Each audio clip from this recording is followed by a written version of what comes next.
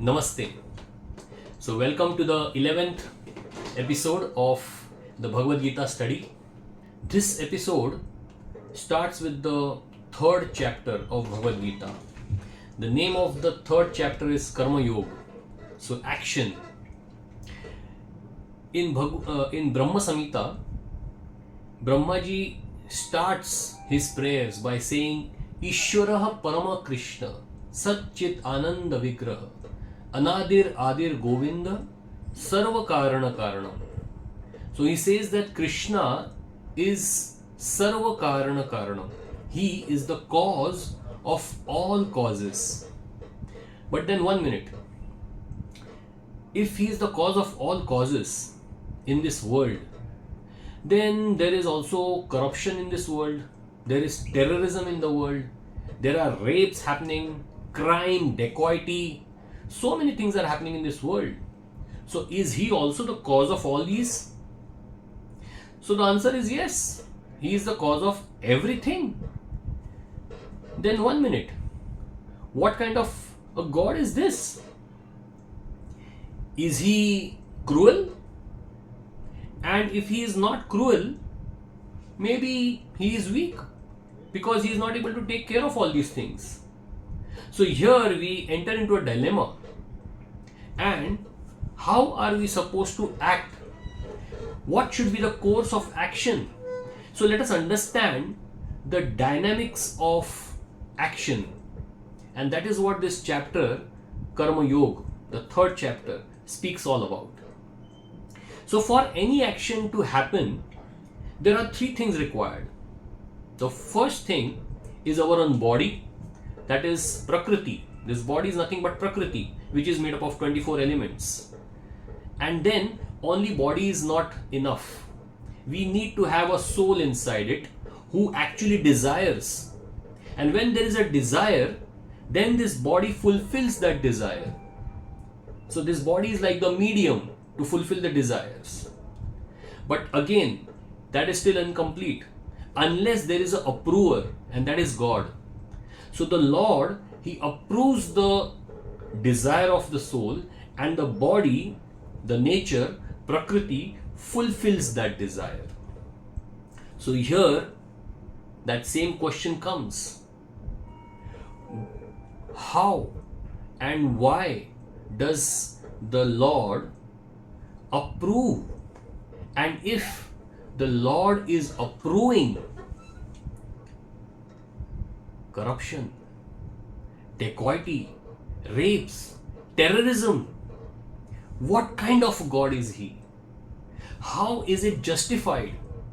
Shouldn't God also be punished for all these things? Let us understand this one by one. Chapter number 3 and chapter number 5, they both are similar. Just like chapter number 7 and 9 are also similar. They speak about many things like demigods, worship and everything. So this third chapter and fifth chapter also are similar. Even the name is Karma Yoga. The name of fifth chapter is Karma Yoga, action in Krishna consciousness. So let us take that reference from chapter 5. Yes, chapter number 5, verse number 15. So in this, Srila Prabhupada tells us that though the action is performed by the body and it is approved by the Lord, yet because the desire is of the living entity, and therefore the Lord doesn't take the responsibility of the desire of the living entity. Just like government has put electric poles all over the city. And why is that? So that everyone can get light, and because of electricity they can use all the electrical appliances. So it is for the welfare of the citizens. But if some foolish person tries to climb that electric pole and touch the electric wire, then he is going to get the shock. And who has advised him to do it? But he is doing it out of his own free will, and he gets the shock. So then the government cannot be hanged for that. In the same way, It's just like a robber who's trying to steal, and he's trying to get into someone's house by the pipe, and the pipe is not fixed properly, and he falls down and he breaks his leg. And then he goes to the court and files suit against the owner that, the pipe was not fixed properly, and because of which I got a fracture. But then the judge, if he asks, why had you gone there? So he said, I had gone to steal. So, can a robber do such a thing? File a case against the owner itself, who is going there to steal? So, similar is the case with us living entities who have got a desire to do certain things. That desire is approved by the Lord. Even the strength to commit the crime is also given by the Lord. But the desire is of the living entity. So the responsibility has to be taken by the living entity itself. So God, though He is the cause of everything, just like we say, there is heat and there is cold. Okay, there is coldness. But coldness is not some energy. It is just the absence of the heat energy. That is coldness. We can have heat, we can have more heat, we can have maximum heat. Then if we want to have cold, we just remove heat. And when we bring the heat to 0 Kelvin, that is some minus 277 point something Celsius degrees.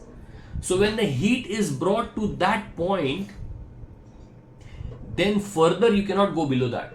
Why? Because zero heat, all heat is sucked out, and therefore we get that cold. So that is zero heat.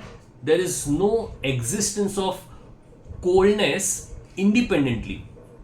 Just like in the evening there is dark, okay, but then darkness is not some independent existence. It is just absence of heat.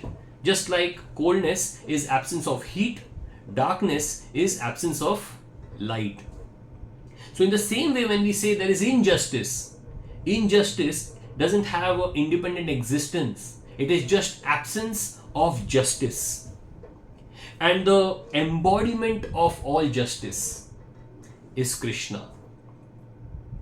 The embodiment of all beauty is Krishna. The embodiment of all righteousness is Krishna. The embodiment of all prosperity is Krishna.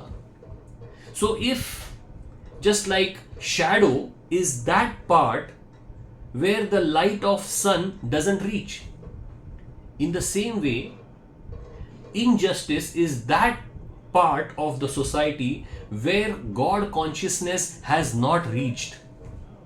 In the case of Nirbhaya's rape case, the hooligans, the gundas who raped Nirbhaya, if there was God consciousness in their heart, they wouldn't have been able to do the rape. So, absence of God consciousness is actually the cause of all crime in this world, all terrorism in this world. So, illusion, when it comes, then just like a person, he buys a ticket of a horror film. He goes into the cinema and that movie starts, and suddenly everything is so creepy and he is so afraid, and he starts complaining, what is happening, who is the director of this film, and why he has he has put me in so much of suffering. 1 minute, you have bought ticket with your own hard earned money, you have come inside this hall, it was your choice. There are many people who are very happy enjoying outside the theater, and it was you who had chosen to see this movie. And now you cannot blame the director, you cannot blame the auditorium authorities to put you in suffering. So similar is the case with the living entity. With its own choice, the living entity comes into this material world, and then he gets ek ke saath ek free. When a person comes into this material world to seek, pleasure independent of the Lord, he gets the pleasure, but along with the pleasure, he also is put into distress, because this world is made up of duality, heat and cold, happiness and distress, poverty and prosperity, day and night, man apman. So everything is of dual nature in this material world. So if he has to experience something, he will experience the corollary also of it. So therefore, God is not cruel. Why God is not cruel? Because he has given us the choice and we have used it independently. And because the choice is ours, the responsibility is also ours, not his. And God is not weak. Why is God not weak? Because he can purify us and pull us out of the deepest, darkest, nastiest narak, that is hell. Even if we are put into the deepest, whatever actions whatever crimes, whatever papa we do in this material world, and we are thrown into the deepest, darkest hell, he has the strength, he has the purity to pull us out from that, because he, as Paramatma, he accompanies us into that narak. He accompanies us to whichever deepest, darkest hole of this material world, wherever we go. And he can pull us and he can put us back into our constitutional position. And that is purity. Sat, Chit, Ananda. And that is his strength. And therefore he is not weak. So why have we come in this material world? We have come here. The purpose of this material world is only one, and that is purification of our consciousness. So this world is just like an asylum.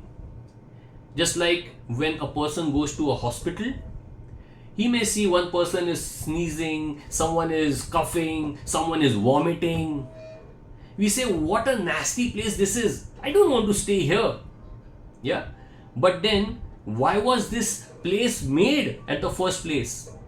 There is a purpose. The purpose is purification of the body. And once everyone gets cured in the hospital, they are sent back home. In the same way, this world is also like a hospital. It can be compared to a jail for rehabilitation of the consciousness. So we are all here to purify our consciousness, not to remain attached in this world. So do your job and get out of it. Just like you go to a washroom, you do your job and get out of it. So here, we are not here for getting attached to the things of this world, the family, the house, the car, the society, the nation. No.